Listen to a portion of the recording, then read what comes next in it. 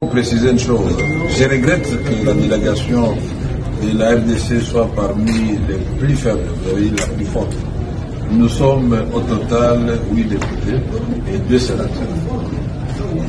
Au moment où les pays hôtes font la quarantaine, la France au moins 40. Ce qui fait que des commissions ont connu l'absence des délégués de la République du Congo, puisqu'ils ne peuvent prendre part aux travaux que des députés ou des sénateurs. Ceci dit, nous n'avons pas encore donné notre message au niveau de la tribune, mais nous avons commencé la diplomatie parlementaire.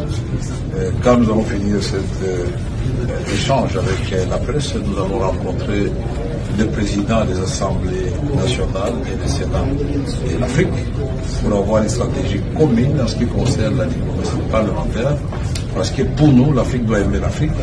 Nous devons éviter l'hypocrisie au moment où nous savons que des pays africains, voisins de la République démocratique du Congo, sont sur le territoire congolais avec leurs troupes et des lances missiles, comme on l'a dit ce matin sur RFI, avec des armes sophistiquées, rien que les dernières interventions de ces armées qui soutiennent le mouvement terroriste de M23 ont fait des dégâts évalués par les experts des Nations Unies de plus de 500 000 personnes.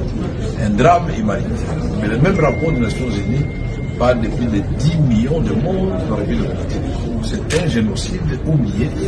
Nous, en tant qu'élus du peuple, dans le cadre de la diplomatie parlementaire, nous avons l'obligation de dire haut et fort notre désapprobation face à ce silence assourdissant de la communauté internationale. Nous engageons l'OIF à travers l'Assemblée parlementaire de la francophonie, de hausser le ton et de pousser les pays qui ont une certaine influence sur les agressions de la République démocratique du Congo à prendre non seulement des mesures coercitives contre ces deux pays, mais des sanctions, et de vraies sanctions. Et nous sommes dans la République démocratique. Nous n'avons jamais traversé la frontière ou les frontières communes avec l'Ouganda et le Rwanda, parce que le président de la République, dès son avènement au pouvoir, a prôné la paix et il voit l'Afrique qui est en train de s'élever et marcher, et avec comme épicentre la République démocratique du Congo. J'ai dit la locomotive. C'est cela le message de la République démocratique du Congo. Il n'est jamais trop tard pour bien faire. Aujourd'hui, nous protestons de la manière la plus énergique, de voir que Madame la secrétaire générale de l'Organisation internationale de la francophonie a parlé des conflits dans le monde, en énumérant les pays. Je préfère croire que c'est un oubli, plutôt qu'une façon subtile de ne pas citer la présence des troupes rwandaises sur le territoire congolais ou les troupes ougandaises. Mais nous allons, croyez-nous, donner un message très fort demain. Ce message est attendu par plus de 380 participants à cette salle. Il n'y a pas meilleure tribune que ça, ce sont des élus du peuple de leurs pays respectifs.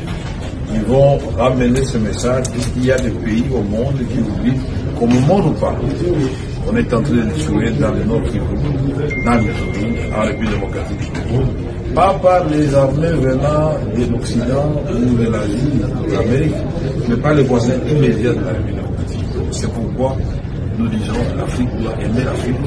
L'Afrique doit tourner la page des atrocités et voir comment projeter ce continent béni par Dieu dans l'orbite du développement. C'est cela notre mission. Et je remercie donc les